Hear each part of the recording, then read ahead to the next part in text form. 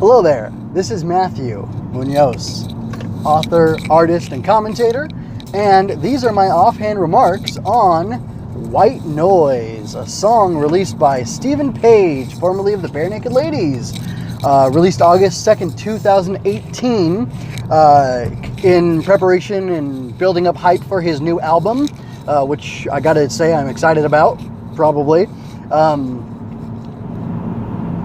I can't remember what it's called now because it has a funny title, like a very, very funny title, like something like Songs About Discipline. Oh no, that's Songs About Jane. That's Maroon 5. I don't know. It's something about discipline, like the Book of Discipline Part 2 or something like that. Maybe he got really into Black Lightning when it was out. I don't know. I wouldn't be shocked. Anyway, that was like a double joke or double pun. Anyway, here's the thing. I really like Stephen Page. Bare Naked Ladies is my favorite band. About 2 months ago, I think, I went to a concert. My wife was lovely enough to take me. Or maybe it was June, Father's Day in June? I don't really know because I don't think the holidays like that really matter. Anyway, doesn't matter. We went to a Bare Naked Ladies concert. I loved it. Very much a new direction. They've released 3 new albums that I've yet to buy, but I've listened to a couple times on YouTube because they have them there on the Bare Naked Ladies official YouTube. You can go ahead and check that out. They have playlists that are made of albums. All the albums, I think they have all the albums except for one, which I was looking for today, Maroon. And I'm not sure why they don't have Maroon. Well, anyway, I was looking for Maroon because it has a specific song that I'm going to talk about in reference to White Noise by Stephen Page. So, they've got a little bit of a complicated history. Stephen Page released a solo album called The Vanity Project while he was still part of Bare Naked Ladies. BNL for short, if you're not familiar, for the uninitiated. Jim Cregan, or the brothers Cregan, Jim Cregan and one of his brothers released an album while Bare Naked Ladies were together as well. And, it's not a big deal. I thought he was going solo. I was a little worried at the time. It was back in, 2003 or something. And, I couldn't handle the idea of them breaking up. So, whatever. Years later, they did break up. And I was a little bummed, but I thought, you know what? I like his Vanity Project album. And I liked, every BNL album that had come out to that date. And still, I like them all. I like all the music. And I thought, this is going to be great because it'll give me a chance to get more music from them. And his name is Stephen Page, so he released a solo album after breaking from Bare Naked Ladies called Page 1, which has a lot of really cool songs. He goes like way more experimental. He goes darker in some ways. Like a lot of the darker, I used to get the CDs and I used to read through the pages of the pamphlet, and it would say like who did what on each song. And I'm pretty sure that fairly consistently, like, the darkest songs are from Stephen Page. And, there's a lot of melancholy in them, and there's some of my favorites, honestly. And I don't remember if it was a Vanity Project. I think it must have been Vanity Project. I was listening to the CD over and over again as I was traveling to go see my girlfriend at the time, who's now my wife, my lovely wife of, 9 years, I think? It's our anniversary coming up in a week. So, I don't know if I should be saying that kind of stuff, but hey, I did it. Anyway, let's pretend it's August 2nd that I recorded this, okay? Anyway, love them. They're Canadian, so I assume that they're liberal, or, left of center, and I don't know how left-right works in Canada versus the United States, and honestly, it doesn't even make sense to me how it works or that it works in the States, and I don't think the two-party system works. George Washington, the father of our nation, didn't think it was going to work, and he didn't want it to devolve into that. And yet, I don't know if it was by the end of his term or if it was a couple of years, a little while after he had his second term, there were two parties. There was the Federalist Party and the, what did they call themselves? The Republicans? Anyway, there were people who wanted the federal government to play a larger role in the colonies or in the new United States, and there were those that wanted each state to have more of its power, which is why we have like the bicameral House and why there's the arrangement where the Congress is set up so the House of Representatives and that represents each each state by the population in the state. So more populated states would have more power, you would think, in some ways, but then the Senate makes it so that each state gets equal representation by having two representatives for each one, so that it like balances out. And those things were all things that were figured out not on day one, but after the well, you know, afterwards. They were figured out while they were governing. They were making things work, and they reformed the government with the continental, or the history lesson doesn't matter, okay? Sorry, I got carried away, and I don't have my sources, so it's better not to stray too much. But while the nation was starting, they were reforming things to make it better, and that's an important thing. Anyway, so I'm more centrist. I'm pro-liberty. That's what I am, as far as politics are concerned. But B&L, maybe not so much, and you know, that's okay. That's their freedom to do that. But you know, there's a question about, is it okay for people to be so free, or for you to be so tolerant of, like, is it okay to be tolerant of intolerance? Because if someone is acting intolerant, that means they're going to take away the rights of others, and are you going to let them because you're tolerant? And you want to hold on to the value or the principle of being tolerant. And I don't know what the like actual smart thought out answer is, but I want to almost say, like, no, you can't be. When someone crosses the line into being intolerant, then people have to stand up and assert their rights against them, but not like in a fascistic way where you like round up the intolerant and like execute them, of course, because like that's not being tolerant, and that's not fair, and that's not right. So anyway, all this is to say, there are two songs I can think of that were like protest, like anti-America songs that there's the third one that I forgot all about. And I like the three. Two are from B&L explicitly, and one is from the Vanity Project. So from the year 2000 album Maroon by B&L, there's a song called Helicopters, which I don't know what war it's supposed to be talking about or what kids got blown up, but it basically has this line about like, you know, the singer of the song, the speaker, is probably part of a celebrity band like B&L, who's going around and on a tour in a foreign country, and the Allies, whoever those are, I'm sure the Americans were involved, bombed a school by mistake, they say.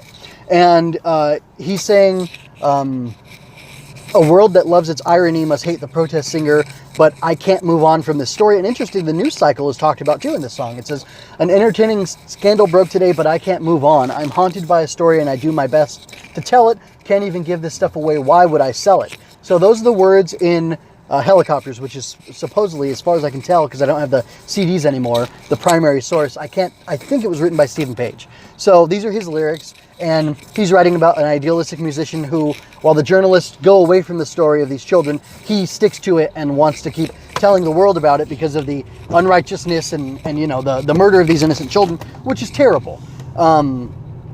Terrible. And like before, I was more of a Republican and I was more of a hawk, and I was more of the opinion that, you know, sometimes you need action and you need to, you know, I wanted to beat my kids and stuff if I had to. And that's how I felt as a younger person. In 2000, I was, I don't know, 13 maybe.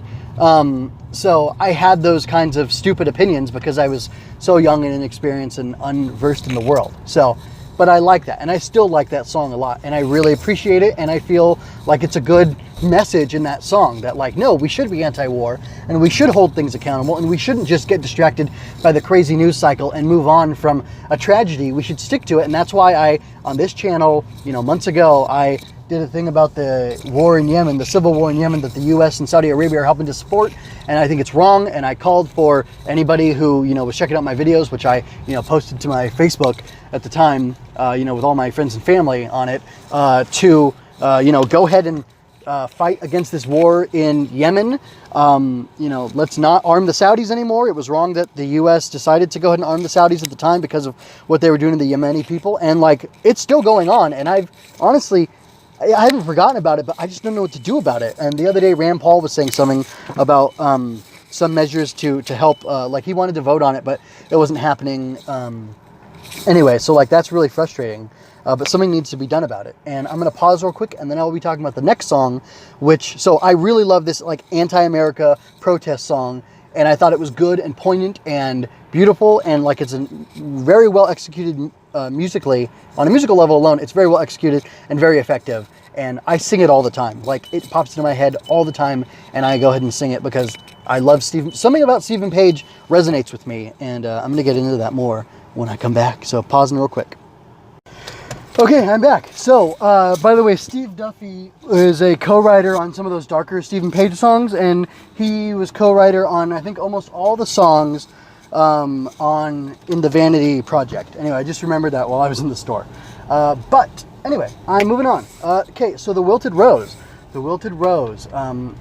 It's a little more confusing because, again, like the Bare Naked Ladies kind of straddle like American identity or citizenship and Canadian citizenship, and I don't know like where they live most of the time. I don't know where they have houses. Do they have houses in Toronto? I think Paige is in Toronto now, but like the others, like, do they have houses in New York, or apartments in New York, or do they have places in Canada somewhere? I'm not really sure.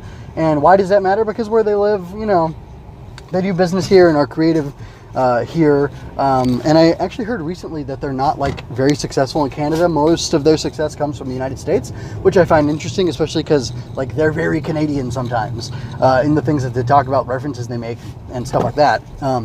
Anyway, but the Wilted Rose is the next song I'm going to talk about. And the Wilted Rose is similarly like anti-your country. It references Justin Trudeau's father, Pierre, and it says, so, shall I cast this out, this wilted rose? I almost died. I almost cried on the day my country died, but now it's hard to care. So it's like talking about, so like the Maroon song, Helicopters, was like a very earnest protest singer type person who wants to like take all the tragedies and all the darkness in the society or caused by their society and like speak out against them with their art and with their music, and they want to like tell people and like wake people up to it. But the journalists are kind of the jaded ones who are just going from story to story. And in Wilted Rose, the speaker of the song is kind of cast as being more jaded. And, full disclosure, I identified with it very much when the song came out, but I was much more of like a mainstream. I was a non-denominational Christian at the time, I would still say. And I held a lot of like non-denominational Christian views. So that's like your Calvary Chapels in California. I don't know if Calvary Chapels outside of California or not, but it's like a very like straight-laced kind of Christian sect, and like no gays, no stuff like that. So like I was like, oh yeah, the rose has wilted on America. Revolution is the first to go, the rest is forced to stay, which is from the Wilted Rose. I'm quoting it. I was like, yeah, man, like we need that revolution to continue for people to like continue to be like the founding fathers, which is actually a thought I've circled back to, but like with a little bit of a tweak to it. And like we need to go back to what America used to be, because I was like from a Republican family basically and felt more like a Republican at the time. And as I got older and learned more and became exposed to different things, I kind of backed away from that, and I had a SJW phase. And not anything crazy, just like, feminism is the radical idea that women should be treated equally as men, or the same as men. Like, I owned that, and my friends joke around even now about me being a feminist, even though, like, I've changed a little bit. But I'm definitely not, like, an anti-feminist. I think I've checked them out. I think some of the anti-feminist arguments, like a small percentage, have some validity and weight to them, and, like, I think there are things to be discussed in a very civil, calm way, but like I'm not an anti-feminist, although my wife and I do fulfill very traditional family roles. Anyway, I guess I'm going into my politics because to talk about what Paige is doing. So anyway, Wilted Rose is another song I sing all the time. I wish I'd looked up the lyrics years ago, because the Pierre Trudeau, I thought it was about Pinochet something, because he was like a right-wing dictator in Chile or something who like murdered a bunch of people who were in his opposition, and of course that's terrible. And I was like, yeah, that's definitely not right. Tyranny from left and right is equally bad. Not just the communists who murdered a bunch of people in China with the Great Leap Forward and stuff. It's also the right wing, fascist type people that are bad, which is totally true. But like I was kind of missing the point, and now I'm in my more libertarian minded iteration of myself, and like I can easily like. I totally don't fit in either side of the political spectrum, because the values that I hold, I try very hard to stick to, and I think they're easier for me to stick to because they're very basic principles. It's like the maximum freedom for the most people with the minimum harm coming to others due to the freedom that others enjoy. So, like, person A should be as free as they want to be, but when their freedom starts to get encroached on by society is when they start to injure other people with the expression of their freedom, and then their freedoms need to be like tampered or not tampered, but like tamped down on and suppressed a little bit. And like that's kind of what society's built on. So anyway, I don't need to go on about the Wilted Rose. You should definitely check these out. They're great songs. Then there's another one from, I think it's called Bare Naked Ladies Are Men or Are Me, and it's like explicitly against the war in Iraq and Afghanistan, and it like channels stuff from Dick Cheney and maybe Bush a little bit. Anyway, there's a joke among, or that I heard from Matt Welch, who's a Reason contributor or like editor at large at Reason Magazine, which is a libertarian magazine, and he joked about writing a children's book called All Presidents Are Bad, and a lot of presidents have done a lot of bad things, and as much as I like the guy, Washington owned slaves, and he could never really get himself to stop owning slaves, and like he did some nasty things, but I still think Washington was probably the best president we had. He exercised the least power, or for the most part, but he was pretty solid, but like I think since then it's just been getting worse and worse and worse. Anyway, I'm almost home, so I'm gonna have to speed through this. So that was a lot of praise for Bare Naked Ladies. There was a lot of praise for Stephen Page himself. There was I've told you that I went from being like very right wing, very mainstream Republican, to now I'm like very much in the middle of centrist. Like I'm very principled, and I'm all about like fundamental values. Like the most important unit of society is the individual, and the individual's rights must be protected. That doesn't matter if they're gay, if they're trans, if they're bi, if they're white, if they're black, if they're transracial. None of that matters to me, as long as they aren't infringing on the rights of others. Their rights should be respected.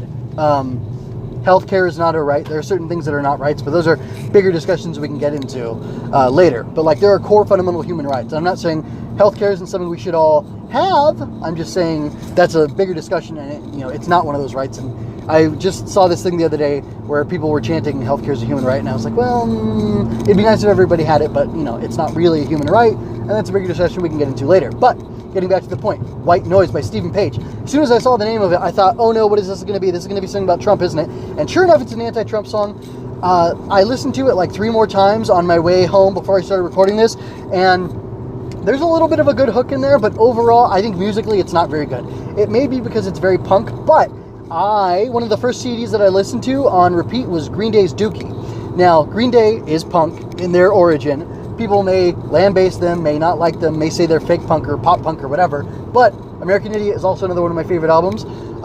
Funnily enough, when I listened to American Idiot when it came out when I was in high school, I thought like, oh, this is totally about how America should be more conservative, which is exactly what I thought about Wilted Rose and other songs like that, which is kind of funny. It just shows you how strong your bias is. Now, I haven't listened to the full American Idiot album in a long time, but I bet if I listened to it and I thought more broadly about it, with a more open mind, I would perceive different things from it. And I'm actually interested to do that. So maybe I'll do that someday soon, and I might talk about that. Who knows? I love the rock anthem, or like the musical aspect of it. Like it's almost like a rock musical, a rock opera. That's what I was trying to say. Anyway, so moving on from there, finishing up, I'm about home, so I gotta stop. White Noise is not a good song. It's silly. It's about being an identitarian. As an immigrant, as a Jew, I would want to replace you. I get it. That's fine. That's fine. But nothing against Jews. I donated to an Israeli man so he can keep doing the work that he's doing, and I have a huge Israeli flag in my room now because that was kind of a perk of donating. And I support a bunch of stuff in Israel, and a Jewish man married my wife and I in a Jewish ceremony under a chuppah, so Gentile here, but definitely Jewish sympathizer, very pro-Israel. Pro-Israel, in a soft way, like, hey, Israel, let's respect human rights and stuff too. But that's another broader discussion we can have later. But this White Noise song, not good stuff. It's like a Antifa anthem, and I think Antifa is dangerous because they're so identitarian and they're so willing to hurt other people and attack them.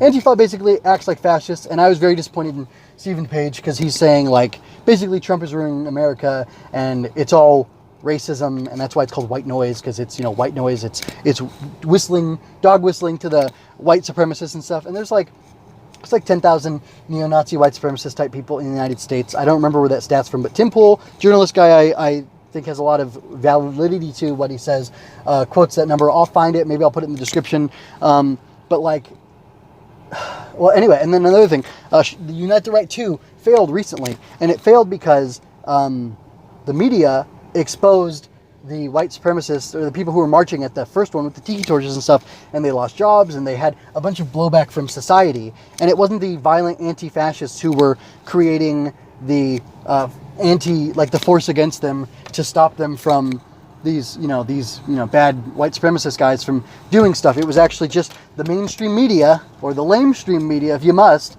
who exposed these people, and then societal pressure got people to say, hey, you like, KKK type people, white supremacist, identitarian people, like, we don't want anything to do with you, forget you. And like the social pressure is what fixed it, not Antifa. And I don't think the song's going to be very helpful in changing anyone's minds, because I don't think it was put together well enough, and it was kind of like a tantrum, and it sounds like Paige might have Trump derangement syndrome. Anyway, that's all I have to say. I'm still interested in checking out the album in September when it comes out, because I like Stephen Page, and the fact that he has different politics for me doesn't mean that I can't enjoy his music. That's all I have to say. Guys, give me a like, share, subscribe, comment. I'm at RC_Moon, which is MUN, on Twitter, and you can leave a comment in the thing.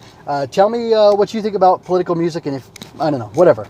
But that's it. I gotta go. Bye.